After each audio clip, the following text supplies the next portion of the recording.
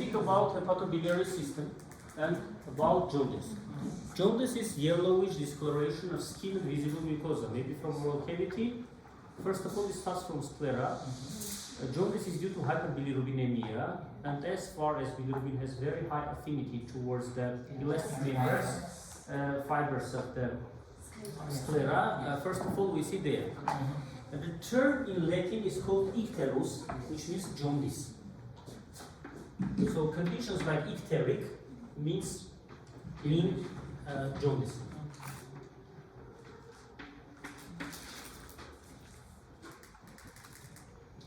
So, normal level of bilirubin is, we spoke about this last week. Here, yes, here, no? Total bilirubin, we have direct. Bilirubin, yes, and indirect. Together it's called total bilirubin.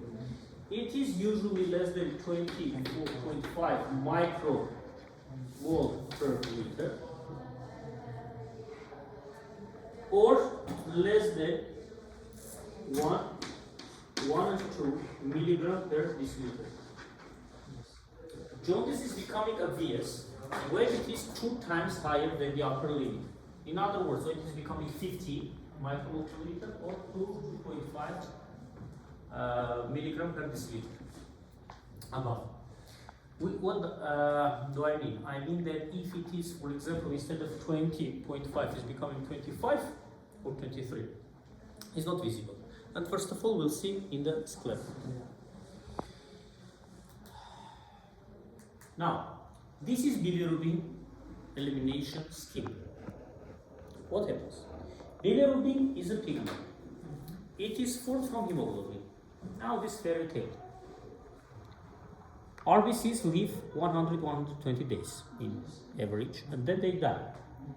Dying appears in reticular endothelial system, in spleen, for example, when they are destroyed. Destroyment means hemoglobin release. From this hemoglobin, we have heme and globin. Globin is going back for resynthesis. Heme is undergoing oxidation. And by oxidase enzyme, and we have biliverdin formation. Biliverdin, vertus, means green. Up to now in French we have vert, which means green. It has green color. So if biliverdin, then with biliverdin reductase, if you open channel length is written there, with the help of biliverdin reductase, it is becoming bilirubin. This kind of bilirubin is called unconjugated or free bilirubin or indirect. About direct and indirect. Direct and indirect are biochemical laboratory terms, which means that in laboratory with diazoreactive of Ehrlich's, it is giving direct reaction or indirect reaction. For you, just what you need to know that indirect is the synonym for unconjugated or free bilirubin. So you have conjugated, bound, or direct bilirubin. Sum of indirect and direct bilirubin, so unconjugated and conjugated, means total bilirubin. Okay? In this or that variants of jaundice, they are becoming sometimes unconjugated hyperbilirubin, conjugated hyperbilirubin, and sometimes both. Now let's understand what is going on. So RBC lives 120 days, then it is undergoing destroyment, and from its structure hemoglobin is released. Hemoglobin has 2 parts, heme and globin. Globin is going back for resynthesis, heme is undergoing oxidation, and we have product which we call biliverdin. Then biliverdin with biliverdin reductase is reducted to unconjugated or free bilirubin. Here it is. This kind of bilirubin is insoluble, is not hydrophilic in plasma, And for its transportation, it needs albumin carrier molecule. Even though it is bound with the albumin, it is still considered to be unconjugated or free bilirubin, because it's free or not free. Depends upon conjugation, not upon the fact that it is bound to the albumin or not. So, then it is travels to the liver, enters inside the hepatocytes. When albumin carrier molecule is detached and it is undergoing conjugation. Now let's forget about bilirubin and speak about conjugation. If you remember from pharmacology, we have pharmacokinetics, kinetics. Pharmacokinetically, we have absorption, distribution, yes, metabolism, excretion, sometimes toxic effects. Now, metabolism of medications takes place in the liver. Yes. What is the meaning of these phase 1 and phase 2 reactions? To get more hydrophilic, more water-soluble products, to get rid of them more easily. This is the meaning of all reactions. The same is for the endogenous substrates, not for medications. So we have a conjugation. Conjugation means attachment of some biological substances, maybe glucuronic acid, maybe acetic acid, maybe other substances. In this case, for bilirubin, we have conjugation with glucuronic acid. We have mono and B glucuronides. It is called conjugated bilirubin or direct bilirubin or conjugated bilirubin. Now, this happens in the liver, and we have bile. Bile is a compound product.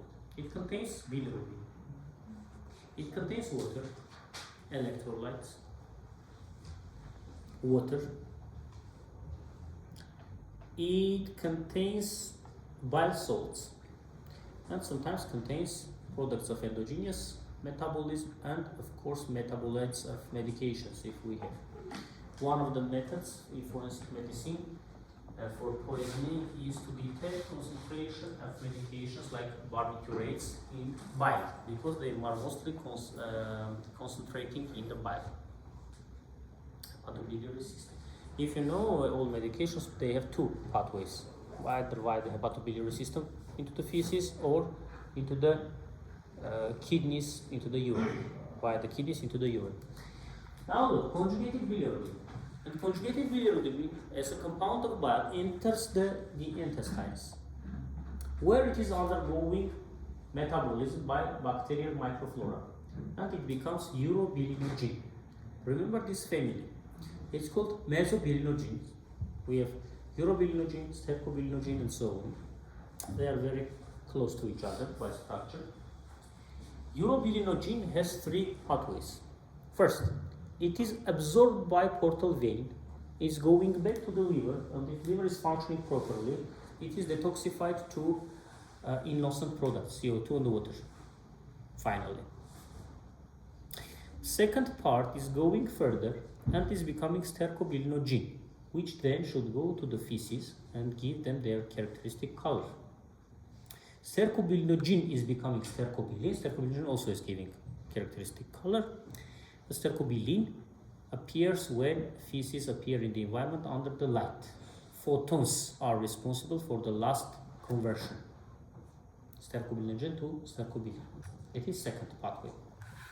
Third pathway, that is urobilinogen by portocaval anastomosis, is being absorbed in the hemorrhoidal veins, and appears in the systemic general circulation via the kidneys. Some part may appear in the urine. So some remnants, traces of urobilinogen are allowed in the urine. The urine normally doesn't contain bilirubin. Feces have characteristic color. Feces and urine have characteristic color. In blood circulation, very little amount of bilirubin, up to 21 or 1 to 2 milligram per deciliter bilirubin is circulating. Was it clear? About this is spoken. Look, Small amount of urobilinogen, approximately 5%, is absorbed into the general circulation, then excreted by kidneys. Jaundice means high amount of, considers that we have high amount of bilirubin, which gives characteristic yellowish discoloration. Which are causes of jaundice? Look, are shown 4. Either we have excessive destruction of RBCs, hemolysis, or we have impaired uptake of bilirubin by hepatocytes, or conjugation is impaired, or excretion. Excretion may be inside the liver or by extrahepatic ducts. So be attentive here. From anatomical standpoint, we have 3 variants: pre, intra, and post-hepatic jaundice.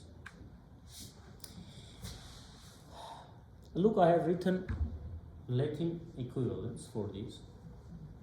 Clinically, which is important for the 3rd year, we may distinguish before we'll take analysis for bilirubin, direct, indirect, which component is high.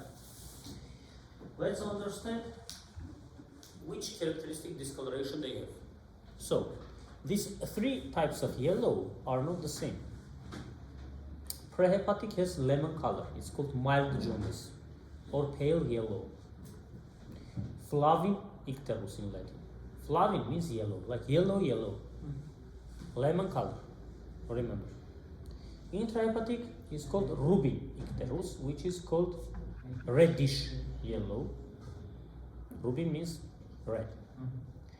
It has characteristics orange color, brownish, yellowish, or reddish yellowish. Or there is a spice, saffron or saffron. Differently it is pronounced. For example, we tell saffron. Indian people usually pronounce it saffron or saffron. Saffron, which is very expensive, but 100 grams costs a lot of money, but it is giving characteristic color. By the way, it is usually in some regions of India, in Pakistan, and in Iran. Very specific spice. It is grown there. It is giving a reddish, this dark yellow color. So it's saffron yellow. In some textbooks it's written like this. Post-hepatic is called verdin icterus, which means greenish yellow. Verdis means green. Greenish yellow, or advanced stages melas icterus, like blackish yellow. Why we have just going forward? Because afterwards we have the composition of bilirubin into biliverdin if it is staying too long. And verdin has green discoloration. In forensic medicine, you pass. We have hematoma. If we want to know the date of the trauma in forensic medicine, one of the methods is the color. If we are hitting, we have some trauma and we have bluish discoloration, hematoma. Yes. In a few days, it is becoming greenish, biliverdin, then yellowish, then disappears. If it is coming with the yellow color and tells you it was yesterday, it's less likely. So approximately we may judge about the time of the trauma, onset of the trauma, with one of the methods. The same bilirubin metabolism is at the base. Okay. Causes, look, are shown. Prehepatic, intrahepatic, and posthepatic. Causes are shown, I'm not going to read. Mostly for prehepatic, it's also called hemolytic. Intrahepatic is called parenchymatous. Posthepatic is called mechanical obstructive form of the jaundice. Let's start from posthepatic. Look, structural disorders of the bile ducts, cholelithiasis, congenital atresia, when it is not of extrahepatic bile ducts, and bile duct obstruction caused by tumors. The most common cause is the tumor of the head of the pancreas, or gallstone disease, cholelithiasis or cholelithiasis in bile ducts. Intrahepatic, look, decreased bilirubin uptake, conjugation, hepatic cellular redemption. The most common cause is cirrhosis or hepatitis, hepatocellular carcinoma, or drug-induced cholelithiasis. Prehepatic group hemolysis. Hereditary blood disorders, sickle cell anemia, thalassemia, sclerocytosis, acquired hemolytic disorders of the newborn in first 14 days. It is allowed when especially they are mature children. Enzymes are not enough for further metabolism, and we may have yellowish discoloration of these newborns. After 14 days, it is disappearing. It's a serious problem. Autoimmune hemolytic anemias. Anyway, we have hemolysis. Now, by how? It's another question. And also, we have a group, I have not written here, it's called familial, non-hemolytic. Benign hyperbilirubinemias, like Gilbert's syndrome, or Crigler-Najjar 1, Crigler-Najjar 2, Gavin-Johnson's, Rotter's. Here we have enzymatic deficiency. In some cases, conjugated is increased, in some cases, unconjugated. In Gilbert syndrome, we have unconjugated hyperbilirubinemia, but itself it doesn't mean that it's prehepatic. It's a special group. Look. Wait. UGT, urine diphosphate glucuronidase transferase deficiency, Gilbert syndrome. It is giving unconjugated hyperbilirubinemia, like in prehepatic. So prehepatic and unconjugated not always are synonyms.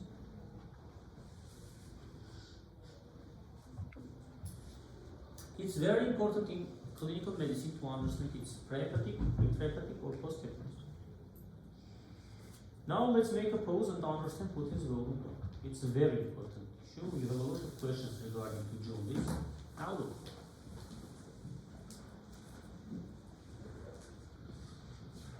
If we are speaking about the jaundice,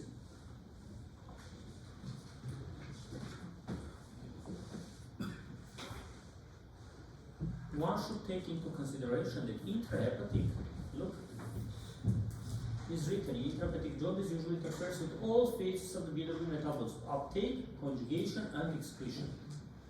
So maybe, look, conjugation is impaired, uptake is impaired. In this case, mostly we'll have unconjugated hyperbilirubinemia.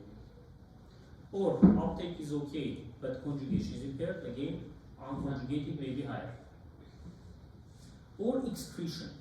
Now, when we speak about excretion, we should remember that excretion not only to the extrahepatic bile duct, it first to intrahepatic.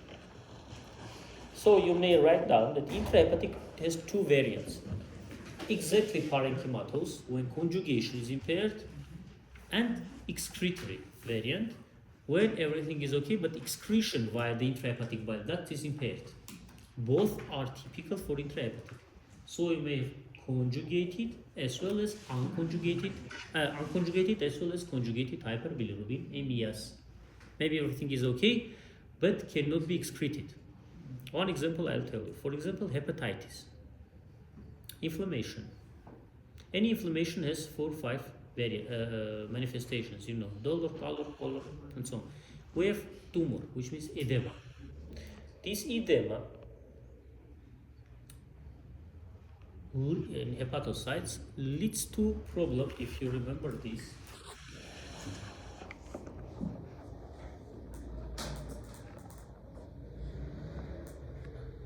Here. Look. Edema. And this bile inside, instead of going into the bile space here, here. Look. Here we edema.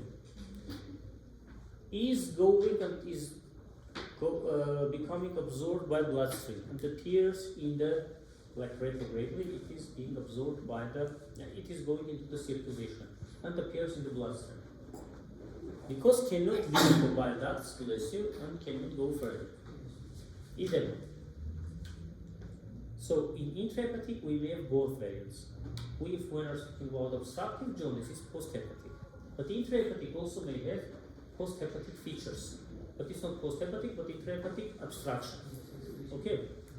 When excretion is impaired. About all of this we have spoken, yes?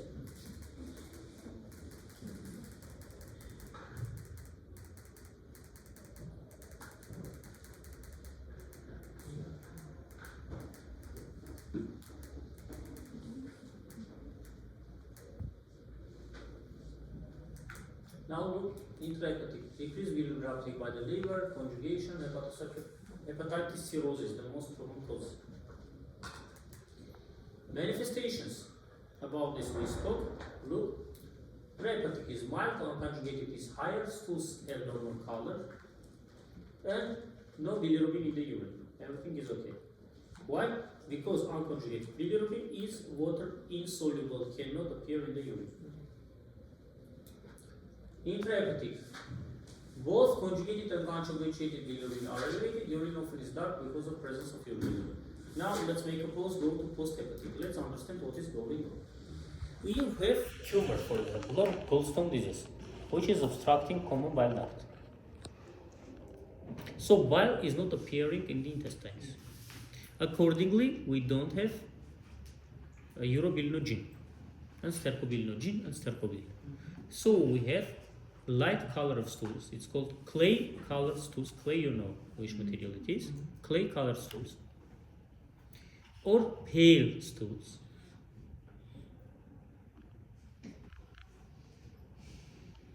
Meanwhile, these conjugated bilirubin, because cannot leave the bile ducts, goes back to into the bloodstream and appears in the bloodstream. And conjugated bilirubin already is water soluble. Higher is in the bloodstream, higher is in the kidneys, higher is in the urine. And it is giving characteristic dark color to the urine. So, feces are clay colored, urine has dark color. Sometimes it's called beer colored urine or tea colored urine, though tea colored or Coca-Cola colored is typical for hematuria. But anyway, dark color. It is for post-hepatic. Now, intrahepatic. In intrahepatic, I told we may have two variants. Either conjugation is impaired, in this case, unconjugated is high, and feces will have normal color and or maybe light, and urine may have normal color.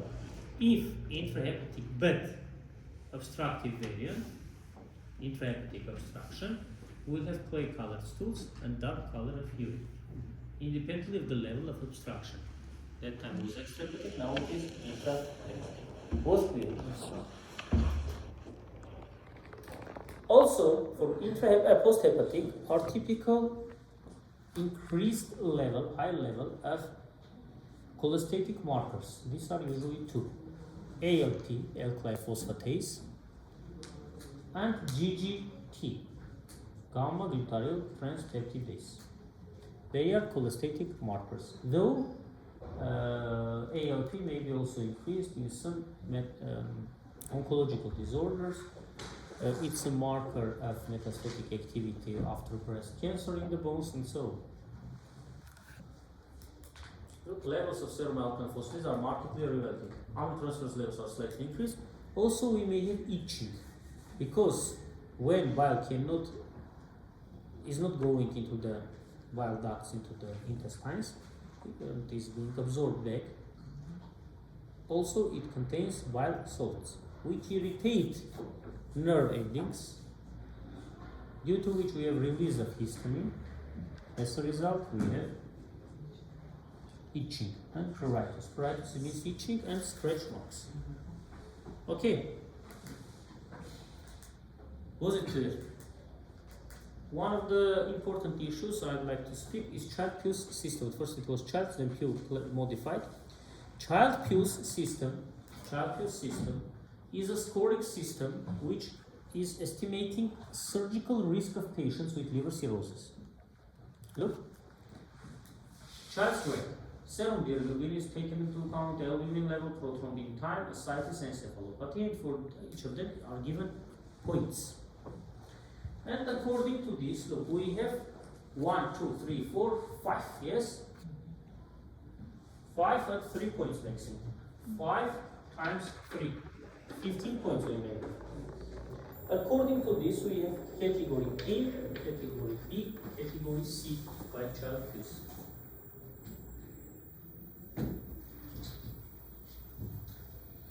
Usually 6 to 9, 9 to 11 and above.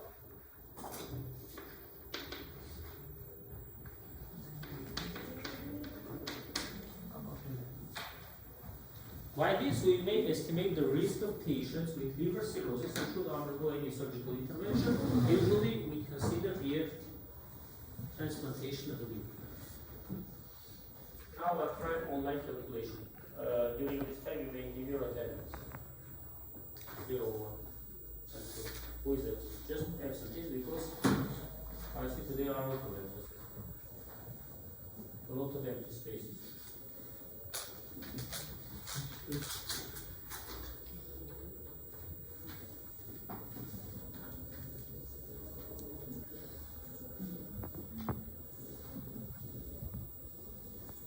Child use for mortality and for prognosis. Look, bilirubin, albumin.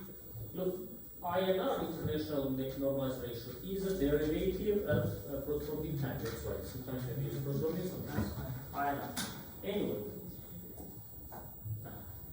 for example, if bilirubin is not too much high, albumin is less, INR is normal, ascites is absent, encephalopathy is absent. Child class A, life expectancy 15-20 years. Abdominal surgery, perioperative mortality 10 points. If I try to take the most severe group, class C, life expectancy already decreases after 3 years. Abdominal surgery, perioperative mortality 82%. So this is child use scoring system. Okay? And we have a lot of online calculators. We have also, look, it is written here, MELD score. MELD score. It is another similar, but with the same global. MELD score. Model for end-stage liver disease, which is predicting 90 days mortality risk for patients with chronic liver disease. MELD, which is using sodium. Patient has got dialysis at least twice in the past week, or continues venous hemodialysis. Okay, no. Creatinine is, for example, 1, normal. Total bilirubin, 1. Let's take normal. INR, 1, normal. Sodium, 137. 6 points. MELD score. Consider referral to a pathologist or liver transplant center for patients with MELD score less or equal to 10. It's 6 points. It is giving us a benefit. How much beneficial is that these patients will undergo transplantation? So there are a lot of scoring systems. I want just to tell you that we are using CHAPUS, MELDS, and other scoring systems as well. Okay? If up to now you have any questions, you may ask. Confusion and explain confusion. I'll tell. Imaging, I'm not told or told. No. Let's start as far as we started for bilirubin. Let's start for paraclinical methods. Continue from paraclinical methods. Look, imaging moments. Paraclinical methods examination. Look, CBC. WBCs and platelets may be low. Why? Because in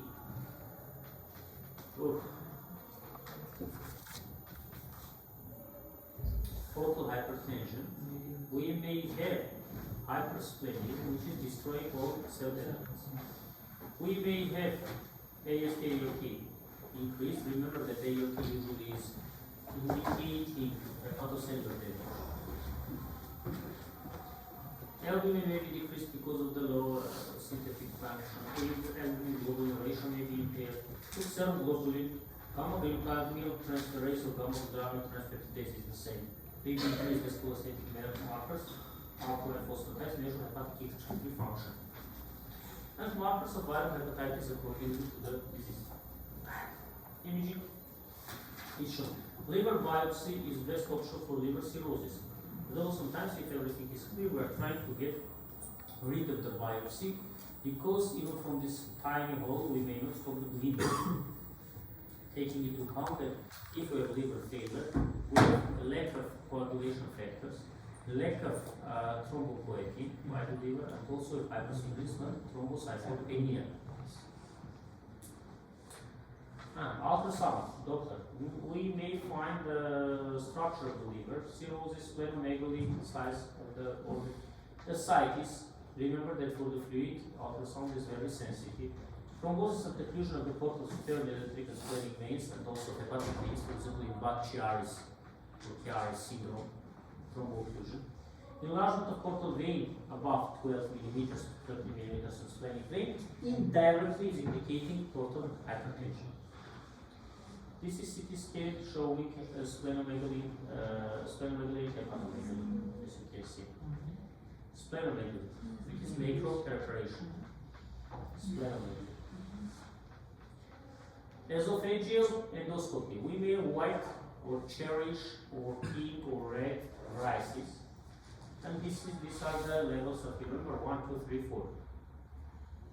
Due to complexity. 4 are the most severe, you see. Endoscopically we may diagnose.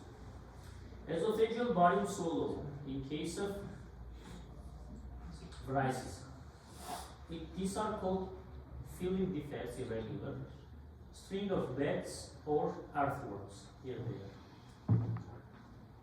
When barium is passing on X-ray, we may get this kind of angiography. Look, normally select the angiography in case of portal hypertension. You see dilation and copulated more vessels due to portal hypertension. Bile production, about this I didn't speak. Bile usually is produced 600 to 100 to 1,200 milliliters per day. And you know it is needed for emulgation of the fats. Look, digestion, absorption of fats and fat soluble vitamins from the intestine. Also, it is a vehicle for excretion of bilirubin, excess of cholesterol, mixed esters, and metabolic products which cannot be eliminated in the urine. Bile contains high solubility in water, approximately 94% of bile salts, which are entering inside the intestine. They are absorbed by portal system. This video, where they are coming to the liver and undergoing recycling. And in average, bile salts are undergoing 18 times this recycling before they are becoming expelled into the feces. This system is called enterohepatic circulation. About bilirubin we have spoken. Bilirubin is formed, oxidized, and so on. And also use Chamberlain for this. Now, what is left? Percussion we have spoken or not? Percussion of the liver. Let's talk about percussion. Up to here we have spoken. Yes? Yes. Percussion of the liver. Now look. Percussion of the liver. By percussion we find upper and lower borders of the liver. How to find upper border? We are standing on the right side of the patient. We are starting from the third intercostal space, percussing over the lungs by right midclavicular line. Other lines also may be used, but mostly nowadays in your textbooks is right midclavicular line. When resonant sound is becoming dull, it is indicating upper level, upper border of the liver. It's called hepatic dullness. Usually it is localized in the 6th intercostal space, the level of the 6th strip or 5th intercostal space from the right. For the lower border, sometimes students continue the dull and is becoming resonant. No, more sensitive to start from right iliac fossa and come upwards by the same line. When it is becoming dull, it is lower border of the liver. Lower border usually should be localized on the level of right costal margin. Distance between upper and lower borders is called liver span. And by right midclavicular line is 6 to 12 centimeters. Above this is considered to be hepatomegaly. Here are called considered group. This is normal liver, this is hepatomegaly, and here are listed the causes of hepatomegaly: right ventricular heart failure, hepatitis, and so on. But about this we'll speak. So next. But look, we may have, for example, emphysema, pulmonary emphysema, which is shifting downwards the liver. And we may percuss or palpate lower border below the right costal margin. That's why always we need upper border. Because maybe 10 centimeters is coming downwards and we palpate below the right costal margin. But in reality it's not hepatomegaly. It's due to fluid accumulation and or pulmonary emphysema. So always we need both borders. That's why enlargement of liver presence of palpable liver means low range, does not always indicate hepatomegaly. Okay, by palpation. What we do by palpation? By palpation, it is deep palpation of the liver. We have three methods. Classical dipping, hooking. Dipping, we are using hands like hook. Dipping and hooking are used when we have ascites. But usually we are doing by deep palpation. If you remember last week, I should have told you about 4 moments of palpation. Yes, yes. Position of the fingers, then forming a skin fold, then dipping, then palpating. The same is here. The only difference is that, for example, we are doing like this. Here's the we are doing like this. They are doing like this. In this case, lower edge will come and meet your index finger. Here, your 4 fingers. Okay. Dipping and hooking are used if we have ascites. Until will give me. Usually, we need to find the lower border by percussion, then to start palpation. If you know, palpation is done on the last term. Start palpating in the right iliac fossa. Ask the patient to take a deep breath in. During breathing, it is coming through the diaphragm downwards to the liver. Yes, it's sending it. And meet your fingers. Move your hood progressive further up the inner. Try to feel the liver edge. Where is your attendance? Attendance.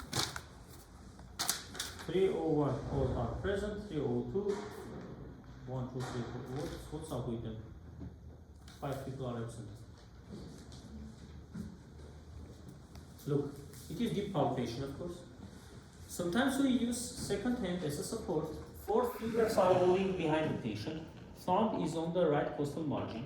Patient's hands may be crossed on the chest to limit the lung excursion and liver movement. This is classical method. Look, this is hooking method. This is dipping method. Dipping is the same but done more deeply. Now I'll try to find a Now we begins with the liver palpation. Indian author I found. There are 3 methods Some problems of with the speaking, liver but that's palpation. First one classical method, second one hooking method, and third one dipping method. Especially Now we spelling a begins few with the times and classical slowly method. taking into account students' level. How to do the liver palpation with Let's the go forward. I'll try to go forward because it is telling us how to do, why to do. Right? Let's go third here. one dipping method. Now, How to do the liver palpation with the help of classical method. look, listen. Supine position of the patient. Legs should be semi-flexed at the knee and hip joint. Stand on right side of the patient. Start deep palpation After from 2 right months, iliac fossa upwards towards the right I hypochondrium. think he had great experience with this. And at the height of inspiration, you have to press fingers firmly inwards and upwards.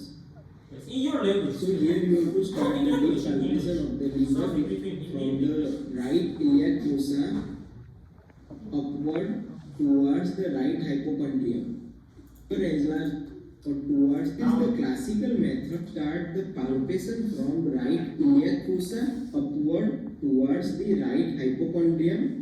And at the height of inspiration, you have to press fingers firmly inwards and upwards. Exactly like this, you are also doing the example. Now, that is the hooking method for Right? the liver Pressing palpation. now hooking. Right? Supine position of patient, The same hook is of finger hooking. and Look. insert under right lower costal margin. So that is the hooking method for the liver palpation. Not always it's available, especially if patient is obese. Now the next is the The same is ascites done but more patient. deep way. Deeper way. Do same as, so you have to start from the right iliac fossa, but every time you press, you have to apply slight higher pressure than that of the classical method, as it is applicable only in the ascites patients, where the fluid is accumulated in the abdominal cavity. So we have to apply more pressure to palpate the viscera. I have specially said Normally, liver is not palpable, but in conditions of infective hepatitis No, or no. hepatic I tumors, sent you the liver will be enlarged and it is. I have Now sent it you. begins with the liver. Now begins is not correct in English. Begin. Okay. Now look. Find its notice. Also, we may palpate, when we palpate lower edge, of course we palpate lower edge, upper is under the ribs, cannot be palpated. We can find, look, condition of the lower edge may be sharp, like in hepatitis, may be round shaped, rounded, in case of right ventricular heart failure, in hepatomegaly. May be painful, usually hepatomegaly is associated with pain. Surface may be smooth, like in hepatitis, may be nodular in case of liver cirrhosis. May be smooth, may be soft on palpation, consistency, like in hepatitis. May be hard, for example, in liver cirrhosis. So these findings should be taken into account. And about the spleen. Spleen is a part of hematological system. But then it is in the abdominal cavity and we may palpate. Usually it is becoming palpable when it is increased usually twice. 12 centimeters, but 24 centimeters and more. Direction, you remember, inwards and downwards. We may do, look, this is palpation of the spleen. May be done when patient is in supine position by your active hand, dominant hand. Again, on inspiration, it is coming downwards. All these four movements are good. Second variant, where patient is on the left lateral side. Look. In this case, on the right side, right leg of the patient is straight, left is semi-flexed, left elbow is semi-flexed to the chest. Okay, like this. If there is splenomegaly under the gravity, it is coming downwards and you may palpate lower edge. We are starting from a right iliac fossa and coming towards obliquely to the left central, left hypochondric. Okay.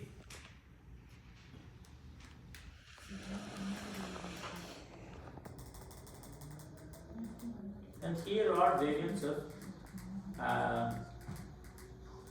clinical presentation, maybe jaundice, which is we indicate, for example, hepatitis.